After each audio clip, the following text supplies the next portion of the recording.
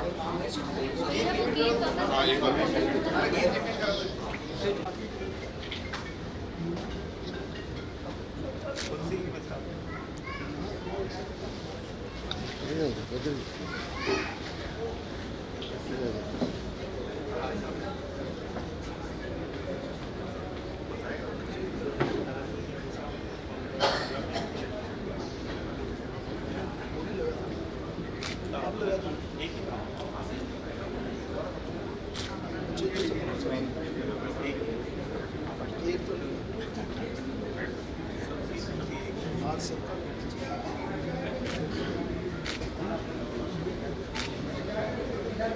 Photo वैसा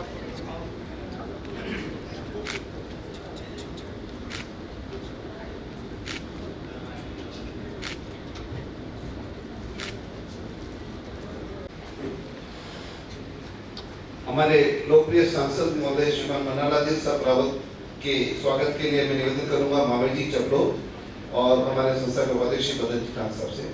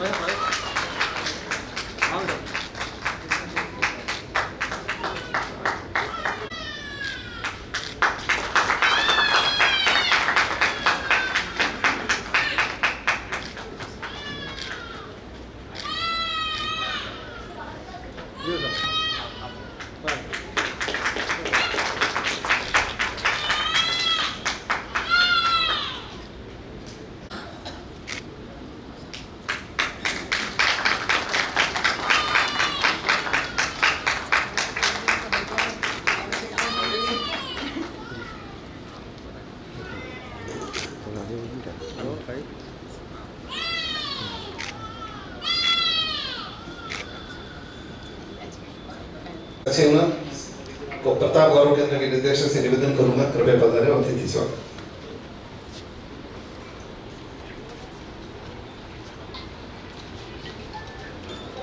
मंच पर लोकप्रिय सांसद श्री मन्नालाल रावत जी, हमारे सभी के चिर परिचित सरल हृदय उदयपुर ग्रामीण के माननीय विधायक श्री फूल सिंह मीणा जी,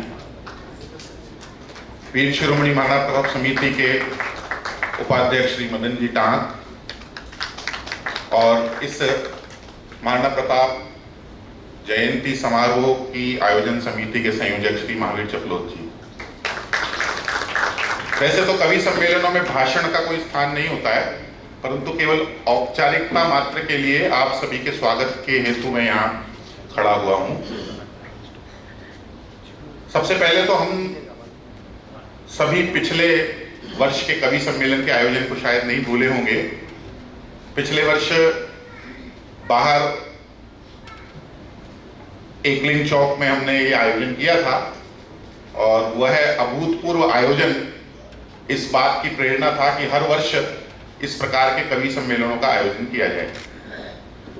परंतु इस वर्ष जब हमने इस आयोजन की रूपरेखा बनाई, उसके कुछ ही दिन बाद भारत पाकिस्तान के युद्ध की घोषणा हो गई, युद्ध प्रारंभ हो गया।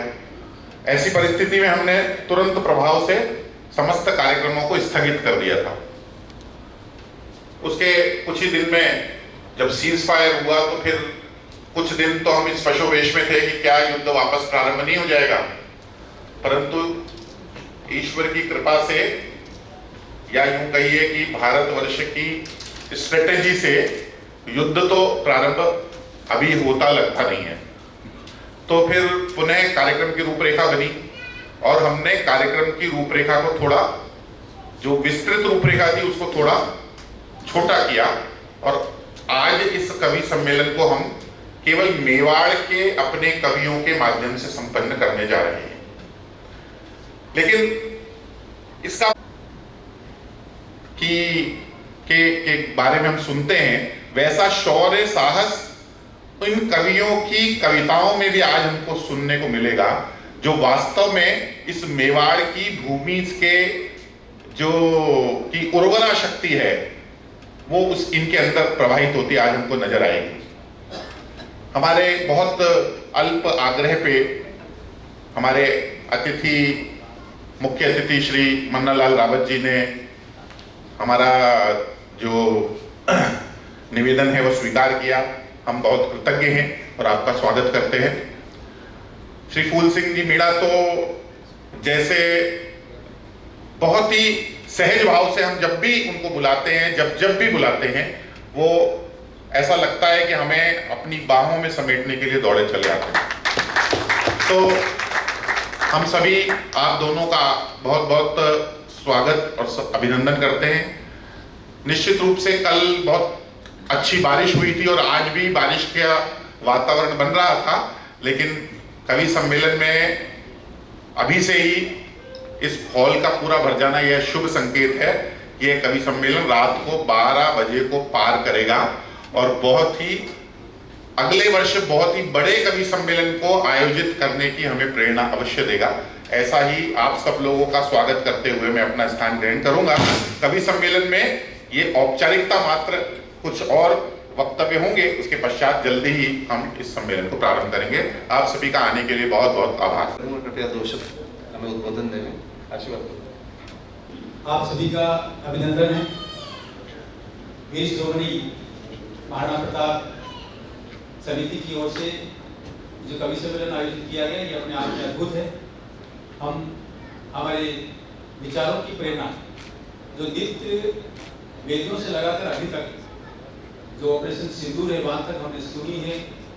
कुछ जीवन में सौभाग्य है कि हमने एक कवि हृदय अटल बिहारी वाजपेयी साहब को देखा, किस प्रकार से वो देश का नेतृत्व संभालते हैं, सबको जोड़ते हैं और वर्तमान में एक राजनीति के रूप में माननीय प्रधानमंत्री जी मैं देश नहीं झुकने दूंगा, मैं देश नहीं बिकने दूंगा, ऐसा भाव लेकर आगे बढ़ रहे हैं। ये जो प्रेरणा का भाव है मेवाड़ की माटी से बहुत तीव्रता से उठा है, लगातार रहा है। यहाँ के कवियों ने और यहाँ के जो लेखक हैं उन्होंने हमारा अपना जो विचार है वो बहुत ऊपर तक पहुँचाया है।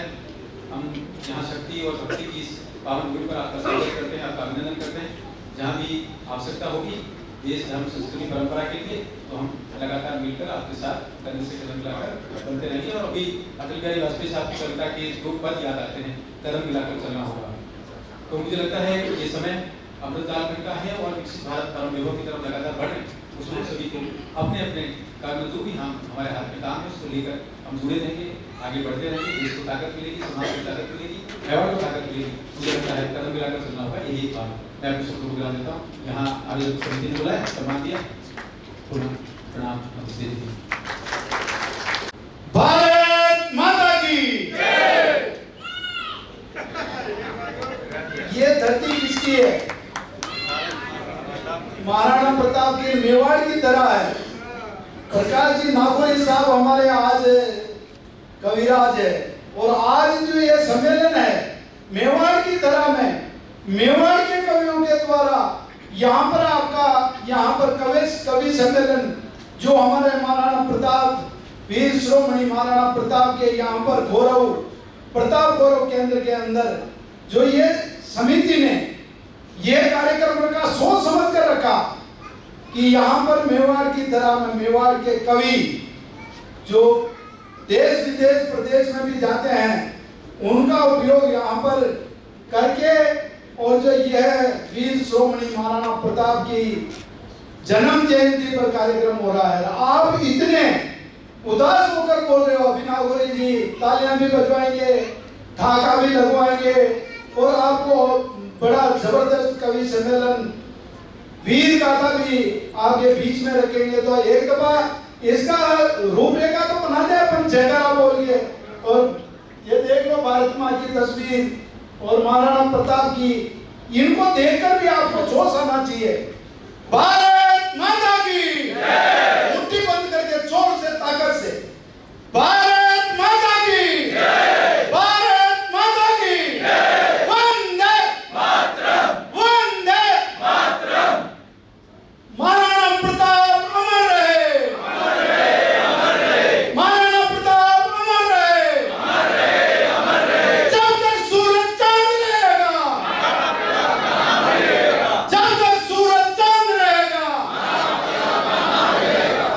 ऐसे तालियां तो बजानी है, मगर अब आपके लिए ताली बजा दो, जोरदार मेहनत की आपने।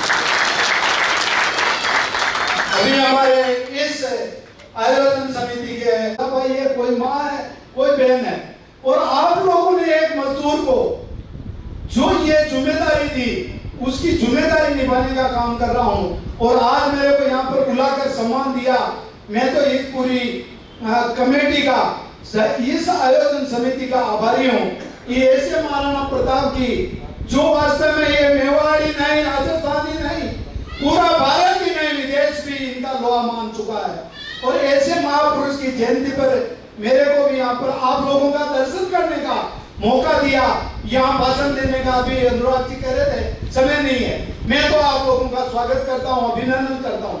और आपने मतलब इस महाराणा प्रताप की जयंती पर आज कुछ न कुछ ऐसा संकल्प लेकर जाएं कि आने वाला वर्ष में अपने लिए, अपने परिवार के लिए, अपना समाज के लिए और अपने महाराणा प्रताप के इस जन्म जयंती के पावन अवसर पर हमारा देश के लिए कुछ कर लें। क्योंकि हमारा देश के अंदर एक मेरी बहन का सुहाग उजाड़ा और उसको ये कहा कि मोदी जी को जाकर बोल देना, तो देख लो मिशन सिंदूर का नाम देकर जो मोदी जी ने और हमारी ऐसी जुझारू सेना ने, देश के सिपाही, चाहे आंधी हो, तूफान हो, और चाहे बरसात हो, और चाहे कैसा भी गर्मी हो, सर्दी हो, कैसी भी विपदा में भी हमारे रक्षा करते हैं और दुश्मन का चक्का छुड़ाते हैं। और हम यहाँ पर सुख की नींद सो रहे हैं, सुख की नींद सोकर धंधा बिजनेस शांति से और आजादी से कर रहे हैं। तो ऐसे वीर जवानों ने मेरी बहन का जो मिशन संदूर को सचेत किया, और हम उस देश के वासी हैं, तो हमारे को भी उन सैनिकों के लिए और हमारा देश के लिए हम अच्छा करें। बहुत बहुत धन्यवाद। जय भारत, जय। रोटी खाकर जंगल में जीवन बसाया था, हल्दी घाटी का समर जहां दुश्मन भी थर्राया था। मेवाड़ धरा के प्रताप ने भारत माँ का नाम बढ़ाया है, वीर पूत वो, शिरोमणि वो, महाराणा कहलाया है। आप सभी का हार्दिक स्वागत एवं अभिनंदन है आज के इस कवि सम्मेलन में। प्रथम श्री प्रकाश जी नागौरी साहब को कृपया मंच पर पधारें।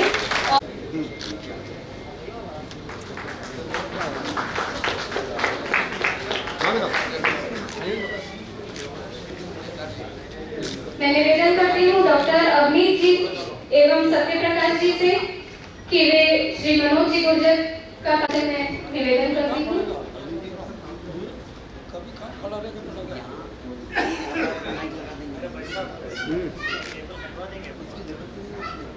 भूपेश जी पंचोली एवं ब्रज गोपाल जी का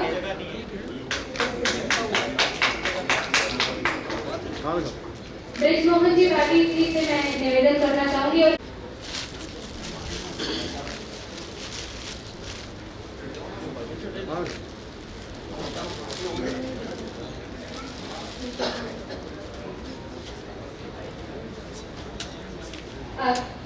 हिम्मत सिंह जी उज्जवल के स्वागत के लिए मैं आमंत्रित करना चाहूंगी।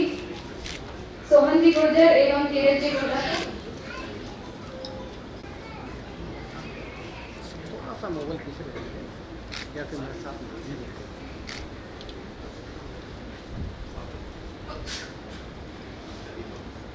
हुकुम जी जोशी एवं विजय जी सरस्वत जी से मैं निवेदन करती हूँ, कृपया अंशुमन शकर जी लोटा से निवेदन करती हूँ।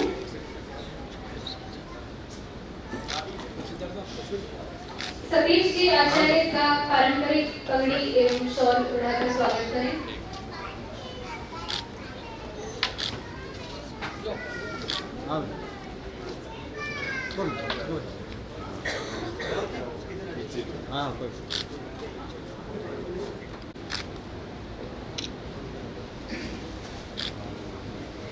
विवेक जी भटनागर और रितेश जी से निवेदन है, कृपया गोपाल जी शर्मा का पारंपरिक पगड़ी एवं शॉल से स्वागत करें।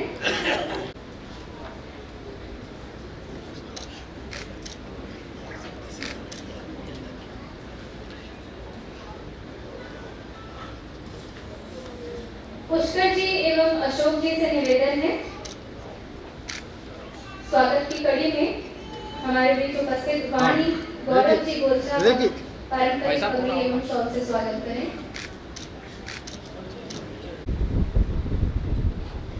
पंडित पुरुषोत्तम जी शास्त्रीय प्रेमी, इनका आप पारंपरिक पगड़ी एवं शॉल से स्वागत करें। आगे तो आगे।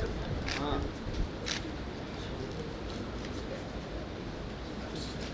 ये तो घूमो।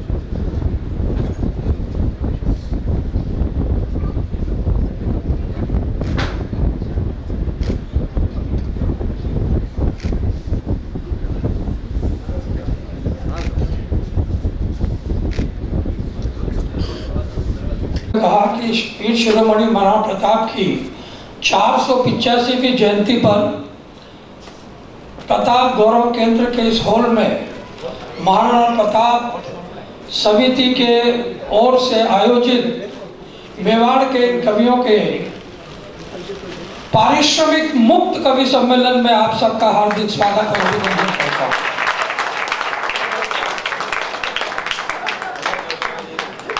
हमारे बीच में माननीय सांसद महोदय मन्नालाल जी रावत विराजमान हैं, मेरे अभिन्न मित्र भी हैं, मेरे भाई भी हैं, उदयपुर ग्रामीण विधायक श्रीमान,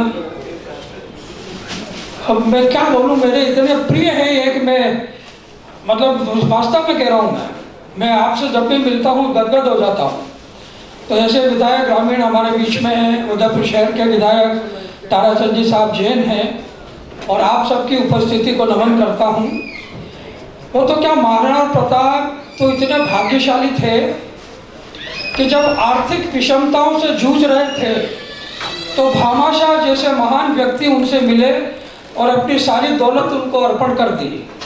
लेकिन हमारा दुर्भाग्य है कि हम कवियों को आज एक भी ऐसा भामाशाह नहीं मिला।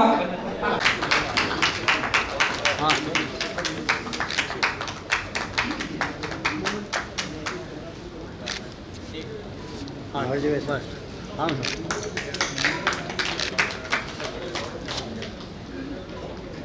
की जयंती के अवसर पर प्रताप गौरव केंद्र द्वारा आयोजित जो कवि सम्मेलन के अंतर्गत देश भर से पधारे हुए सभी सम्मानित कविगण, काफी में उपस्थित सभी प्रताप गौरव केंद्र से जुड़े हुए सम्मानित साथियों, हमारे लिए वास्तव में प्रताप गौरव केंद्र जिस प्रकार प्रताप के जीवन से जुड़ी हुई जितनी भी गाथा है उनके जीवन को सभी तरह से दर्शाने का एक माध्यम केंद्र है। आदरणीय सोहन सिंह, जहाँ तक मुझे ध्यान है, उनकी परिकल्पना में 40 वर्ष पहले एक परिकल्पना आई थी। तो मेवाड़ में प्रताप का सारा जीवन संघर्षों में बीता था, तो उसका जीवन से प्रेरणा ले सके ऐसा कोई स्थान अभी तक बन नहीं पाया। हल्दी घाटी भी थी, क्या प्रताप स्मारक भी था, लेकिन वृद्ध बन नहीं पाया।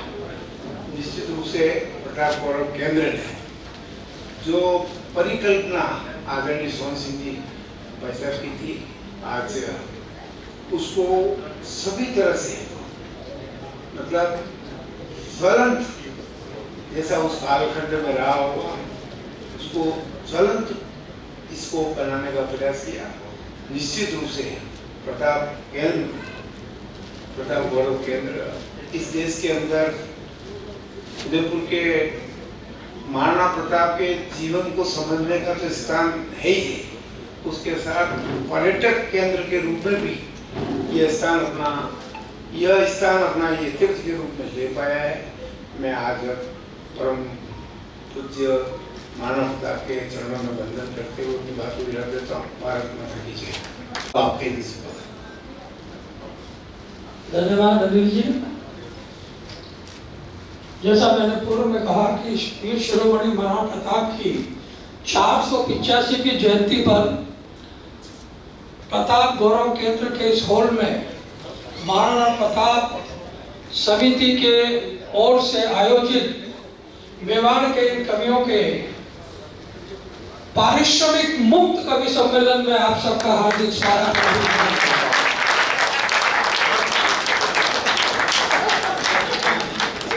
हमारे बीच में माननीय सांसद महोदय मंगल जी रावत विराजमान है, मेरे अभिन्न मित्र भी हैं, मेरे भाई भी हैं, उदयपुर ग्रामीण विधायक श्रीमान, मैं क्या बोलूं, मेरे इतने प्रिय हैं। एक मैं मतलब वास्तव में कह रहा हूँ, मैं आपसे जब भी मिलता हूँ गदगद हो जाता हूँ। तो ऐसे विधायक ग्रामीण हमारे बीच में हैं। उदयपुर शहर के विधायक ताराचंद जी साहब जैन हैं और आप सबकी उपस्थिति को नमन करता हूँ। वो तो क्या, महाराणा प्रताप तो इतने भाग्यशाली थे। सक्सेना जी, आपने बहुत अच्छी बात कही कि हमने गत वर्ष बहुत बड़ा आयोजन किया था। आयोजन कर्मियों के पारिश्रमिक से बड़ा नहीं होता, उनकी कविताओं से बड़ा होता। मेवाड़ के कवि जो है किसी से कम नहीं है। कुल 16 कवियों की लिस्ट बनी थी, अनुराग जी ने मुझे बताया था और विवेक भटनागर ने मुझसे कहा था।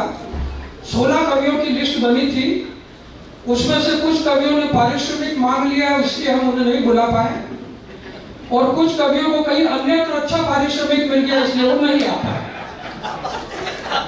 दोनों ही स्थितियों में बड़ी विकट परिस्थिति थी, लेकिन बहरहाल आप लोग संख्या में जरूर कम हैं, लेकिन कविता के रसिक श्रोता है। ये इस बात के लिए बोल रहा हूं कि जब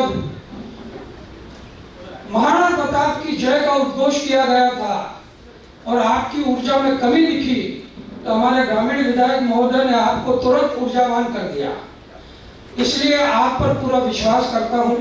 हर कवि मेवाड़ का अपनी अपनी अच्छी रचनाएं लेकर के आया है, लेकिन पारिश्रमिक अब हमें आपकी तालियों से ही वसूल करना है। इसलिए आपकी तालियां बजती रहेगी तो हमारी कविताएं आपको पहुंचती रहेगी। शुरू करें, समय काफी हो गया। एक छंद पढ़ता हूं और महाराणा प्रताप को समर्पित करता हूं। हमारे माननीय प्रधानमंत्री जी ने ऑपरेशन सिंदूर करके जो पूरे विश्व के सामने बता दिया कि अगर तुम हमारे को गोली मारोगे तो हम तुम्हें पूरा बम से जवाब देने की ताकत रखते हैं। बस तो ये भावना इस समय मन में होनी बहुत जरूरी है। वो महाराणा प्रताप तो तलवार के योद्धा थे, ये सारे कवि कलम के योद्धा हैं। ये एक नई जागरण की मुहिम लेकर के चल रहे हैं। देश में जो कुछ घटित हुआ है उसको जन जन तक कविता के माध्यम से कैसे पहुंचाया जाए, ये हमारे सबका परिश्रम है और हमारा लक्ष्य भी है। छंद पढ़ता हूँ और आपके तालियों की अपेक्षा करता हूँ कि किस भावना की आवश्यकता है इस समय देश में, कि घोर अंधकार स्याह रात का मिटाना हो तो सूरज की पहली किरण होनी चाहिए, और शॉल कोट सूट और स्वेटर पहनने को तन में जरा सी सिहरन होनी चाहिए, कि नृत्य की निपुणता को नापना हो गुणता को पाँव में बहुत थिरकन होनी चाहिए, और भारत की आन बान शान स्वाभिमान है तो मन में प्रताप सी तपन होनी चाहिए। भारत की आन बान शान स्वाभिमान है तो मन में प्रताप सी तपन होनी चाहिए। और जब प्रताप को याद किया है तो भामाशाह के लिए भी मेरी पंक्तियां आवश्यक है, क्योंकि विषम परिस्थितियों में जिस समय जैसा साथ दिया, आज फिर इस देश में ऐसी भावनाओं की आवश्यकता है। इसलिए ये बंद पढ़ता हूँ कि मालिक का मान स्वाभिमान यूं बुलंद रहे, ऐसी हर सोच को प्रणाम करते हैं हम। मालिक का मान स्वाभिमान यूं बुलंद रहे, ऐसी हर सोच को प्रणाम करते हैं हम। और कीका जी के सहयोगी दानवीर कर्मयोगी कांवड़िया सेठ को प्रणाम करते हैं हम। कि मेवाड़ की आजादी के लिए रण युद्ध करो, ये खजाना आपके ही नाम करते हैं हम। और माटी के लिए जो भामाशाह ने दिखाए, ऐसे भाव व प्रभाव को प्रणाम करते हैं। माटी के लिए जो प्रभाव को प्रणाम करते हैं हम। तो कवि सम्मेलन शुरू करता हूं और सबसे पहले उस कवि को आवाज देता हूं जो महाराणा प्रताप की जन्मभूमि से हमारे बीच में आया है।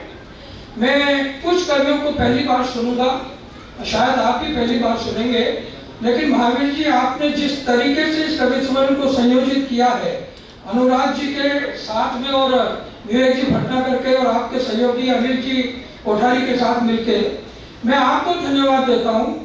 कवियों की कविताएं आपके हृदय तक पहुंचेगी इस बात का मैं विश्वास दिलाता हूं और ये विश्वास करता हूं कि आपकी तरफ से तालियां भी हमें भरपूर मिलेगी। तो पहले कवि को आवाज दे रहा हूं गोपाल जी शर्मा, जो केलेवाड़ा से हमारे बीच में आए हैं। पुरजोर तालियों के साथ उनका स्वागत है।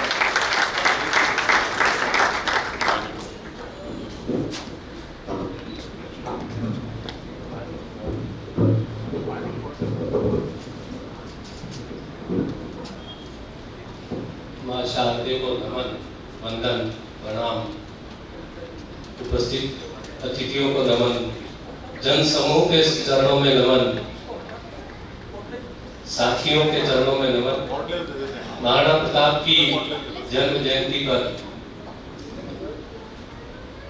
मैं काव्य पाठ, पहला काव्य पाठ करने जा रहा हूं और मैदान का पहला ही खिलाड़ी तय कर देता है कि आज का मैच कैसा रहेगा। तो ऑपरेशन सिंदूर में 2 पंक्ति रखता हूं, उसके बाद आगे भी। हेलो ऐसा आप गला तर्क करें। एक चीज बहुत ही आप एक आवश्यक चीज बहुत ही संज्ञान में आई कि ये जो आज काव्य सम्मेलन है प्रताप गौरव केंद्र द्वारा जो आयोजित किया गया है, आप ये देखें कि प्रताप जी ने किन से आक्रमणताओं से लड़ी। वो एक युद्ध का विषम स्थिति और दानवीर जो भामाशाह का जो भी वाल्मीकि प्रकाश जी ने वर्णन किया, उन्होंने न्यौछावर किया।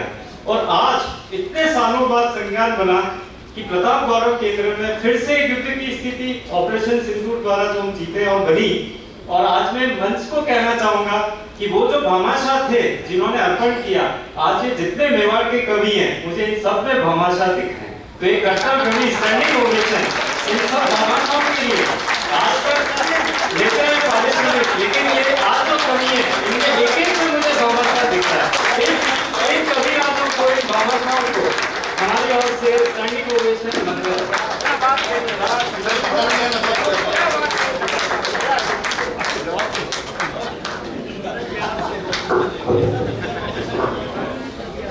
महावीर जी ने अपने आप को बचाने के लिए हमको भामाशाह घोषित किया है।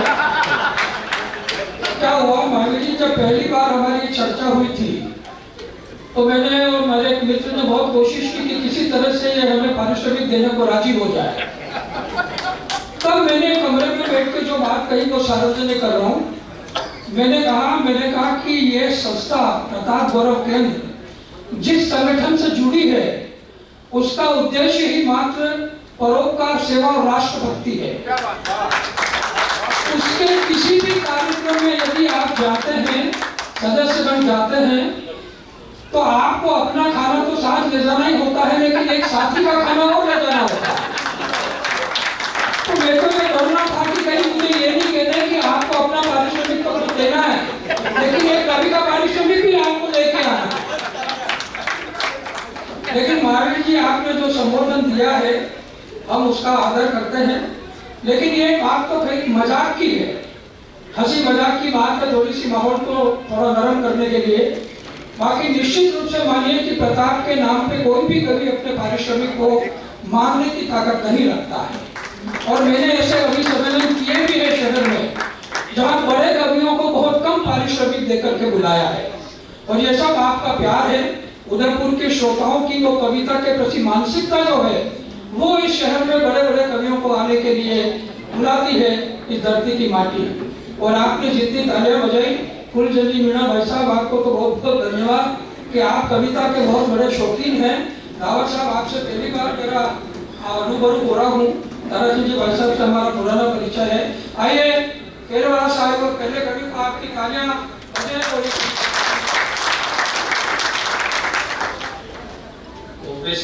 को लेके 4 पंक्तियां लिखी थी, वो आपके समक्ष पहले रख दूं कि घाटी में दरिंदों ने,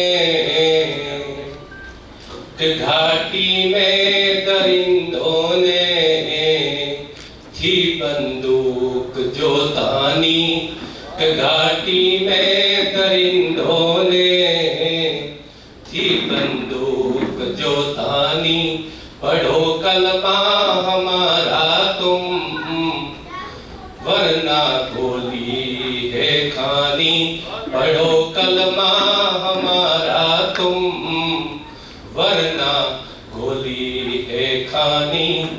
उजाड़े मान सिंदूरी बताओ धर्म कैसा है, उजाड़े मान सिंदूरी बताओ धर्म कैसा है। और अगली लाइन में मैं आपसे तालियां जरूर पढ़ूंगा कि रोई झेलम की लहरें रोया सिंध का पानी, रोई झेलम की लहरें रोया सिंध का पानी। महाराणा प्रताप की जन्म जयंती मना रहे हैं हम। एक कल्पना की है मैंने छोटी सी, मैं उसी धरती से आया हूँ। एयर रेंज से मेरी जन्मभूमि और महाराणा प्रताप की जन्मभूमि के बीच में 3.5 किलोमीटर का फासला है, तो थोड़ा कल्पना करने का हक मुझे होता है। एक पात्र है, वो मेरी कल्पना है, पर जो दुनिया को नहीं पता है। आज जैसे मेरे जीवन में अगर कोई संकट है तो नेचुरल बात है कि मेरी पत्नी के जीवन में वो भी वही संकट है। मैं घास की रोटी खा रहा हूं तो मेरा परिवार भी घास की रोटी खा रहा है। और दुखद बात है, विडंबना है कि लोगों को महाराणा प्रताप की पत्नी के बारे में पता नहीं है। और उसी पत्नी के ऊपर मैंने जीवन में गीत लिखा है जिसको बहुत सारे साथियों ने मुझे सराहना की है। वही गीत मैं आज आपके समक्ष रखता हूँ। पत्नी का नाम है अजब पवार, विजोरिया की राजकुमारी थी और महाराणा प्रताप की प्रथम पत्नी थी जिनके साथ उनका विवाह हुआ। सीन अब मैं इतना सा देता हूँ कि आज तो जीवन में हल्की फुल्की घटना होती है तो हमारी जेब में, हमारे हाथ में एक डिब्बी होती है। मेरी पत्नी के हाथ में भी वो डिब्बी है, मेरे हाथ में भी एक डिब्बी है। सेकंडों का हिसाब चलता है। अभी मेरे पास फोन आ जाए, कहाँ हो, क्या कर रहे हो, फट सब चीज बच जाती है। लेकिन एक कल्पना बता रहा हूँ कि हल्दी घाटी का युद्ध आरंभ हो चुका है और अजब पवार महलों में। और अजब पवार उस समय क्या होता था, आज भी होता है। हमारे बॉडी में सिम्टम्स होते हैं। जैसे हमारे जीवन में कोई अच्छा होने वाला होता है तो भी हमारी एक आंख फड़कती है अच्छी वाली, और बुरा होने वाला होता है तो भी एक आंख फड़कती है कि कुछ न कुछ बुरा होगा, वैसा। तो अजब पवार जब महलों में बैठी हुई, अच्छा युद्ध लड़ने के लिए निकले तो 5-7 दिन पहले निकलना पड़ता था। युद्ध ही नहीं कि आज की तरह जो ऑपरेशन सिंदूर का जैसे आमने सामने हुआ वैसा था। तो जैसे ही वो 18 जून की सुबह युद्ध आरंभ हुआ और उनके आंख शुरू हुई तो अजब पवार ने अपनी दासी से कुछ कहा। अब दासी और अजब पवार के बीच का जो संवाद है वो मैं आपके सामने रख रहा हूं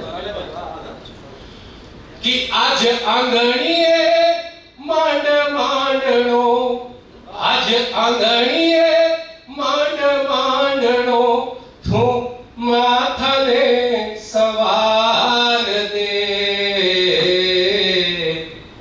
ओ बड़खड़ने या अजबड़ जावे हाथ में तलवार दे, ओ बड़खड़ने या अजबड़ जावे हाथ में तलवार दे। अच्छा, राजस्थान में एक परंपरा है कि मांडना उसी दिन मनाया जाता है जब कोई उत्सव का माहौल हो। और हल्दी घाटी से बड़ा उत्सव मेवाड़ के लिए हो ही क्या सकता है। जब सामने हल्दी घाटी चलती है तो उससे बड़ा उत्सव और क्या हो सकता है मेवाड़ के लिए। इसलिए वो कहती है कि आज आंगणीए मांड मांडणो, आज आंगणीए मांड मांडणो, थू माथने सवार दे, ओ बड़खड़ने या अजबड़ जावे हाथ में तलवार दे, ओ बड़खड़ने या अजबड़ जावे हाथ में तलवार दे। घोड़लिया ने पानी रे दे दो, मैं तो प्यासी जाऊंगी। घोड़लिया ने पानी रे दे दो, मैं तो प्यासी जाऊंगी। ठंडक होसी काळजिए वेर्यारा रे खून नहाऊली ठंडक होसी काळजिए वेर्यारा रे खून नहाऊली अरे रंग लगा दे आज केसरी ओ रंग लगा दे आज केसरी तू दिल्ली ने ललकार दे ओ बड़खड़ने या अज बढ़ जावे हाथ में तलवार दे ओ बड़खड़ने या अज बढ़ जावे हाथ में तलवार दे छाती रे माते उभो रे दुश्मन काट भवानी खावेली छाती रे माते उभो रे दुश्मन काट भवानी खावेली रणखेता में वेरिया रे सामे मर्द जवानी जावेली रणखेता में वेरिया रे सामे मर्द जवानी जावेली अरे शीश चढ़ावा रे हल्दी घाटी ओ शीश चढ़ावा रे हल्दी घाटी ओ लड़वारी होकार दे ओ बड़खड़ने या अज बढ़ जावे हाथ में तलवार दे ओ बड़खड़ने या अज बढ़ जावे हाथ में तलवार दे। और अगला बंद जो खास करके जो नारी शक्ति यहाँ बैठी हुई है उनके लिए सात जन्म ले सात वचन दे राणा जी ने सात फेरा में खाया है सात वचन दे राणा जी ने सात फेरा में खाया है सात जन्म में रहूं में वाड़ी थन में वाड़ी दाया है सात जन्म में रहूं में वाड़ी थन में वाड़ी दाया है एक लिंग जी आशीष दीजो एक लिंग जी आशीष दीजो और रणचंडी अंगार दे ओ बड़खड़ने का अज बढ़ जावे हाथ में तलवार दे ओ भूख प्यास री चिंता कोनी चिंता स्वाभिमान री ओ भूख प्यास री चिंता कोनी चिंता स्वाभिमान री मरणो मिटणो इन धरती पे रीति है बलिदान री ओ मरणो मिटणो इन धरती पे रीति है बलिदान री। इस अगली लाइन पे मैं आपसे जरूर तालियां मांगता हूं कि भूखी शेरनी पंजारे पटके ओ भूखी शेरनी पंजारे पटके मुगलिया शिकार दे खड़ने या बढ़ जावे हाथ में तलवार दे ओ बड़खड़ने या अज बढ़ जावे हाथ में तलवार दे ओ अंग फड़कता उठे भवानी जावे रे हल्दी घाटी में अंग फड़कता उठे भवानी जावे रे हल्दी घाटी में कर्ज उतारे रक्त बहावे फर्ज में वाड़ी माटी में कर्ज उतारे रक्त बहावे फर्ज में वाड़ी माटी में अरे आण बाण रे खातिर जावे आण बाण रे खातिर जावे किस्मत कतरो भार दे ओ बड़खड़ने या अज बढ़ जावे हाथ में तलवार दे ओ बड़खड़ने या अज बढ़ जावे हाथ में तलवार दे। ये मां अजब देव कुमार के लिए लिखा गया गीत था। आपको कितना समझ आया नहीं आया मेरी जो भी रचना है आपको समझ होगी।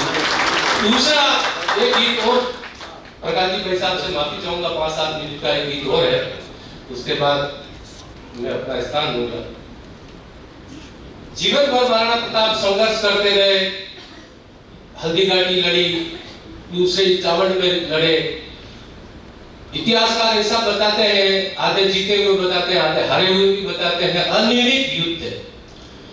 एक शाम जब मैराथन ऑफ मेवाड़ इवेर वाला युद्ध होने जा रहा था, वो अंतिम युद्ध था महाराणा प्रताप के जीवन का, और अंत में वो विजय हुए थे। उससे एक दिन शाम को वो भगवान एकलीनाथ के समक्ष जाते हैं और एक आराधना करते हैं प्रभु के सामने। और हम भी जाते हैं, सबके अपने अपने इष्ट हैं, नेचुरल बात है, इसमें कोई दो राय की बात नहीं। मेरे भी इष्ट है, मेरे जीवन में भी कोई संकट आता है, मैं भी जाता हूँ। बस इतनी सी है कि महाराणा सामने एकलीनाथ विराजमान है और सामने महाराणा प्रताप हाथ जोड़ के विनती कर रहे हैं, मैं उस धरती से आया हूँ कि आपकी आंखों के पानी से आपका चेहरा ने धुला दिया, तो फिर उस जन्मभूमि से आना मेरा बेकार हो गया। ये मेरी इस गीत की खासियत है। आप उस दर्द को महसूस करना कि एक स्वाभिमानी आदमी की जिंदगी में कितनी तकलीफें होती है। ये सिद्धार्थ जी केवल है स्वाभिमान को गाते, इनको पता है कि स्वाभिमानी आदमी के जीवन में तकलीफ क्या चीज होती है। उसी तकलीफ को, उसी दर्द को मैं इस स्तुति के माध्यम से रखना चाहता हूँ। शाम का समय है, आरती हो रही है और महाराणा के मन में भारी चिंता है कि कल क्या होगा। ओ नाथ वो शरण थारी प्रभु थे हुणो अरज मारी। ओ नाथ वो शरण थारी प्रभु थे हुणो अरज मारी। सोनो रे तपयो सोल मो बुझे रण री आग।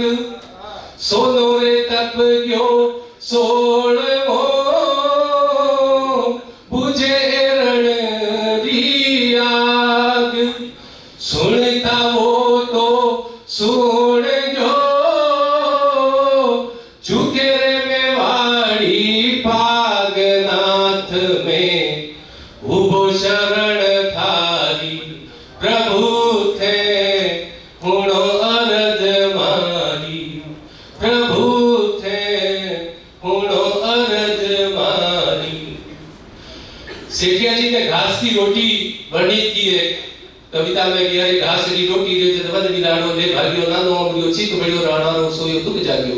मु गड़ियो घणो मुसयो घणो में वाड़ी मान बचावण में पाछ देई काकी रण में बेजारो खून बावण में। वो घास की रोटी क्या थी उसको अगले बंदे में मैं देता हूं।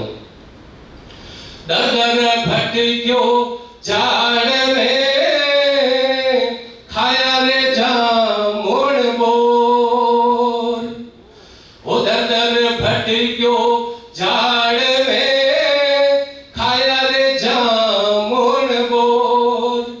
छूट रही है हाथ सो या धर्म धजारी डोर। नाथ में उबो शरण थारी प्रभु थे हुणो अरज मारी। थाक गयो है भालड़ो थाक गई तलवार। थाक गयो है भालड़ो थाक गई तलवार। लड़ लड़ थाक्यो एकलो संग लड़ो करतार। नाथ में उबो शरण थारी प्रभु थे हुणो अरज मारी। और अगला बंद चेठक खोयो लाडलो अब खो मेवाड़। अरे चेठक खोयो लाडलो अब खो मेवाड़। एक अलख रो आसरो आगे रे घोर उजाड़। नाथ में उबो शरण थारी प्रभु थे हुणो अरज मारी। अरे धक धक धड़के काल जो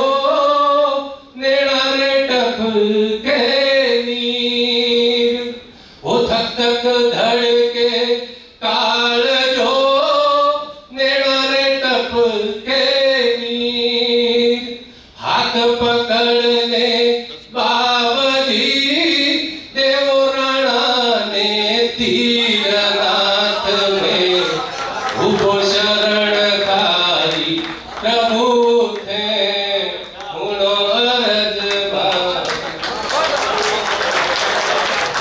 भाषा का ये वो गीत है। और आप ये भी भूल गए कि अनुराग जी ने कहा हम अगले साल फिर एक कवि सम्मेलन करेंगे, आप भूल गए। शंकर जी लोढ़ा इस बात को समझ गए हैं। करण जी दारोनी साहब बैठे हुए हैं, आपने बीच बीच में तालियां बजाई, वो तो बहुत अच्छा लगा। आप ढूंढ ढूंढ के मामा से बताते रहिए, मतलब ढूंढ ढूंढ के मामा से बताते रहिए। अब मैं उस कवि को आमंत्रित कर रहा हूँ जो बड़ी सादगी से है, यानी झालामान के जगह से है। झालामान का हल्दी घाटी के युद्ध में अपना एक अलग महत्व रखते हैं। उनकी वजह से मेवाड़ सुरक्षित रहा, इसको कोई नहीं भूल सकता। तो उस शहर के कवि, उस गांव के कवि से मैं बुला रहा हूँ श्रीमान नंद किशोर जी अखिलेश बड़ी सादड़ी, अपनी प्रस्तुति दें। नंद किशोर तालियों में